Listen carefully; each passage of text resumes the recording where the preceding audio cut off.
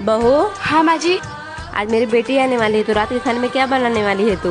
माँ जी पनीर की सब्जी और पूरी। अच्छा ठीक है बेटा, बना ले। ये बंधन दिलों के बंधन, ये नाते बहू अंजलि आ गई, खाना लगा दे। चल बेटा। वाह माँ, खाना खा के मजा आ गया। भाभी ने बहुत टेस्टी खाना बनाया था। हाँ बेटा, तुमने तो सही बोला, बहू ने बहुत अच्छा खाना बनाया था आज। माँ आपको पता है मेरी सास बोलती है कि जब तक सब लोग खाना नहीं खा लेंगे तब तक तुमको खाना नहीं खाना है। बेटा तेरी सास कैसी है? उनको ऐसा नहीं करना चाहिए। अरे बहू कहाँ जा रही है?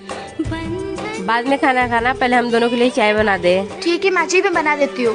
भाभी रुकिए। भाभी आप जाकर खाना खा लीजिए, मैं चाय बना देती हूँ।